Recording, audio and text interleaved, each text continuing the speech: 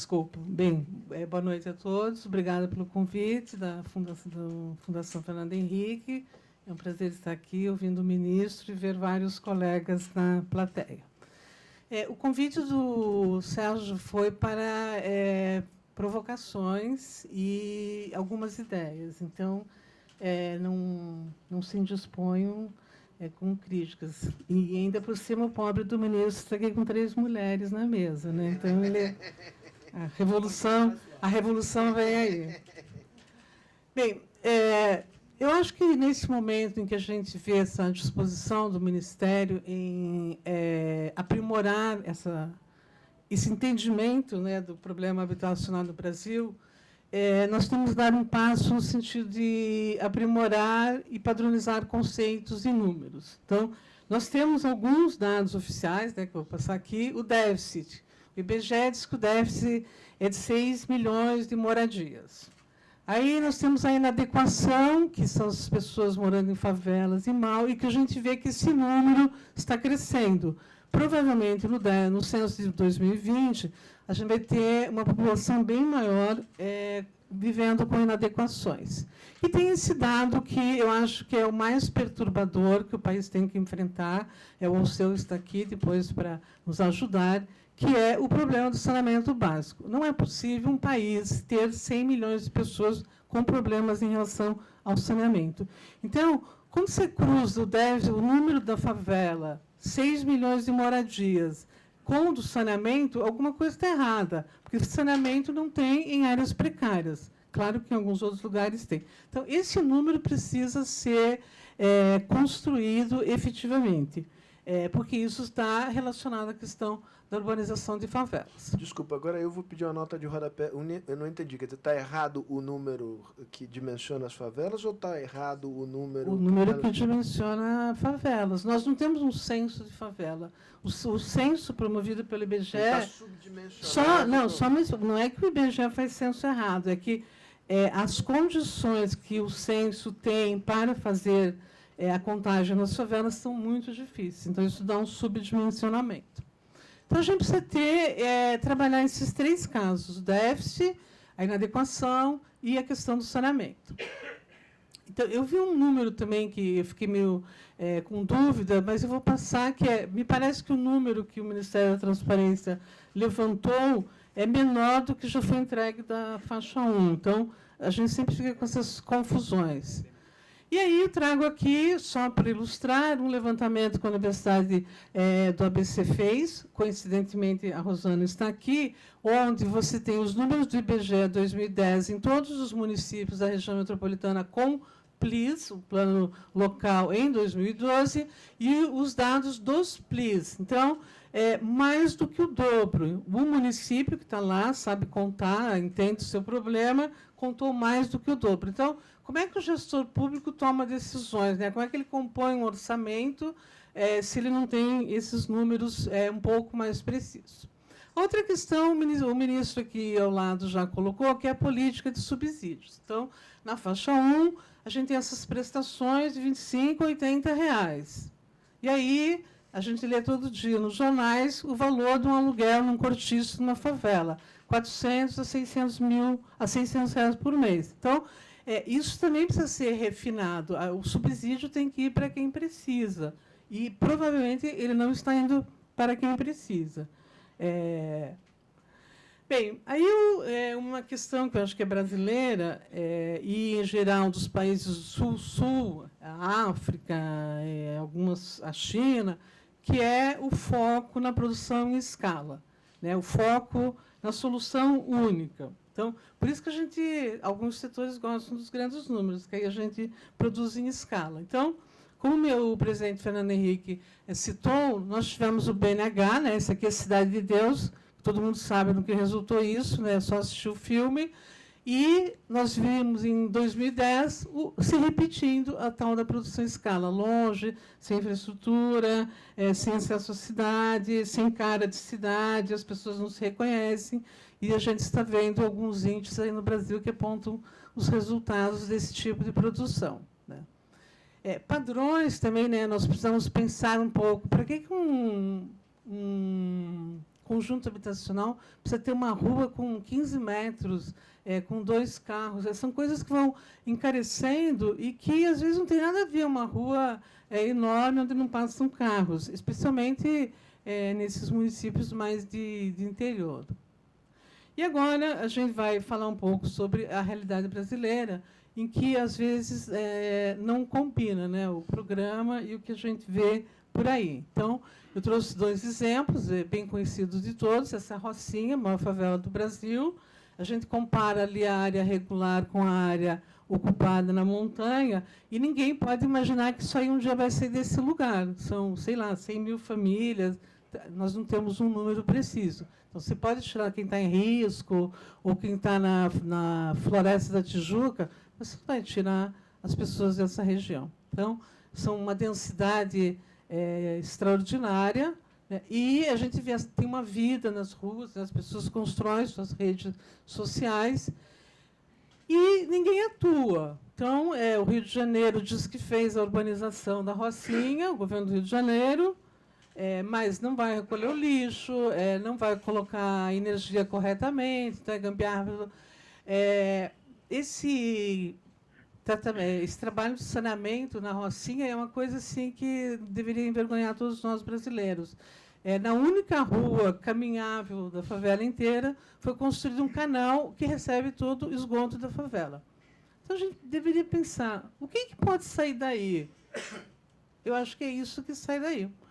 Violência, crime, droga, as prisões que não tem mais o que fazer com isso, porque não dá. Eu acho que esse é o principal problema brasileiro a enfrentar. E trouxe aqui a Paraisópolis, que é a nossa maior favela. Eu não sei se o ministro já ouviu falar, ela fica ali na região do Morumbi. E a gente vê uma vida normal. Né, ela foi urbanizada já, o Chucre agora vai terminar de urbanizar. Mas aí, o lixo, então as famílias foram retiradas das áreas de risco, mas ninguém vai lá limpar, né, ainda com problemas de esgoto não resolvidos. E essas questões. O esgoto é Paraisópolis. Paraisópolis, é o córrego Antonico. E essas vulnerabilidades que a gente vê por aí. Então, o que eu imagino que hoje nós podemos contribuir, né, com aprimoramento a longo prazo para a nossa questão e programas habitacionais. Nós precisamos ter uma cesta de solução em consonância com a diversidade brasileira. É óbvio que aqui em São Paulo, no Rio de Janeiro, Bahia, em Salvador, Recife, tem problemas muito diferentes de um município no interior do Maranhão, ou, sei lá, do Piauí, ou os problemas imensos que a gente tem em Belém, Manaus, que é tudo 100% sem saneamento. Então, cada município brasileiro deveria demandar uma solução. E aí eu acho que a gente deveria construir, como já tentamos há décadas, essa cesta. Então, qual é a prioridade primeira? É a urbanização de favela e o saneamento básico. Essas coisas têm que andar juntas. Eu não faço parte do lado otimista da sociedade que acha que não tem recursos. Eu acho que nós temos recursos, temos, no fundo, BNDES, tem uma série de lugares, programas internacionais de empréstimos, enfim, operações urbanas, como fizemos aqui em São Paulo, com recursos destinados para habitação. Depois, as novas unidades, o ministro já citou, devem ser prioritariamente para moradores de áreas de risco. Depois, a regularização fundiária. Em alguns municípios, cabe lotes urbanizados.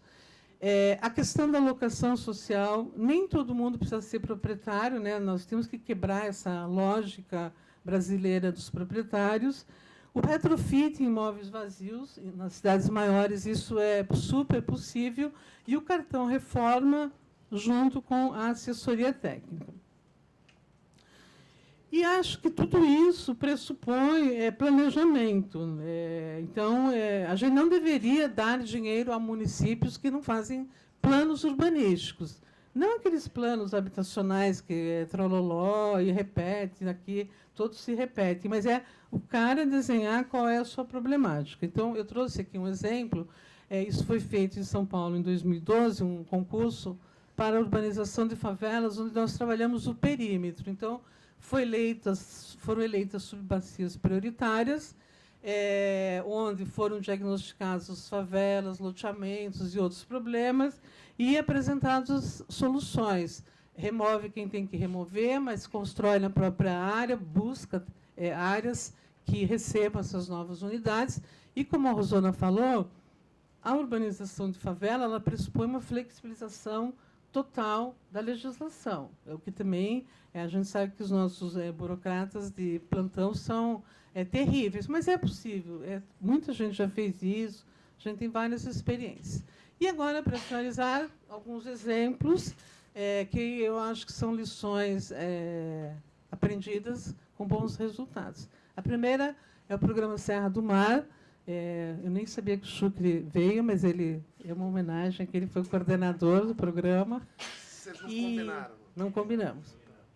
E é um programa em que o governo do Estado integra ações de meio ambiente, de remoção de encostas onde as famílias viviam em situações de risco e constrói novas unidades e com um amplo projeto de trabalho social,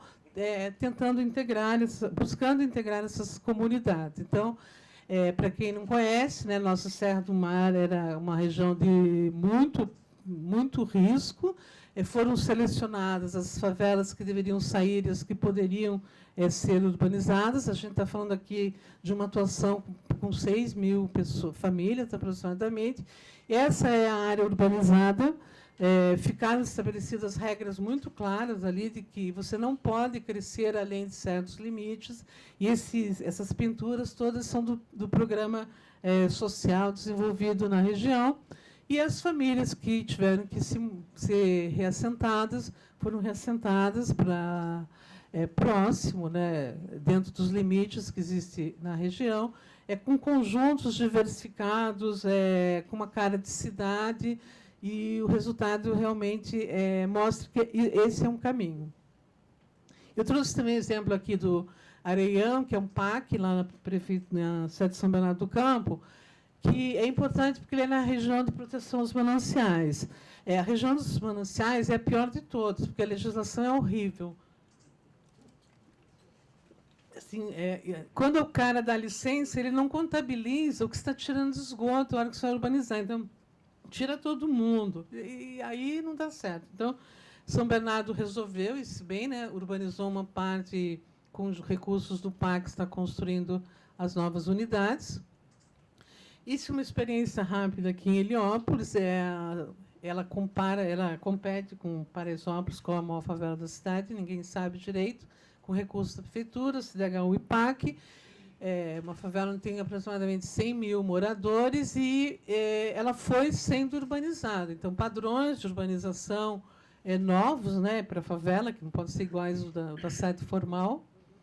E esse tipo de coisa. Né, você tem lá uma precariedade de um conjunto antigo da Coab, então você tem que reassentar e assentar as pessoas de novo, porque ninguém quer sair de Heliópolis, né? Tem toda uma série de relações, buscar espaços perto para a construção de novos conjuntos, né? E conjuntos bem produzidos, né? Com desenho, com boa arquitetura. Então, esse é um conjunto, acho que foi o último, né, construído lá em Heliópolis, que a gente vê essa integração dele com a favela, né? De modo que você não rompa as relações que eles estabelecem ao longo de suas vidas. E também, claro, essa questão dos equipamentos públicos, né? O governo do Estado e o governo municipal investiram muito lá em CEL, escola técnica, etc. Aqui a gente tem um bairro, né, concentrado no meio de Heliópolis com equipamentos de educação. Outro exemplo é você pegar recursos de instrumentos novos. Né? Então, esse é um caso da Operação Urbana Águas Praiadas, em São Paulo, que imaginava-se utilizar recursos da CDHU e da Prefeitura. São 10.000 famílias que vivem ali na região da Berrini, tem a Globo supervisada, E, com os recursos da operação, nós bolamos, em 2008, essa utilização pela primeira vez. Nunca antes tinha se pensado em usar recursos da operação urbana, sempre os recursos eram usados para viadutos, avenidas, etc. e tal.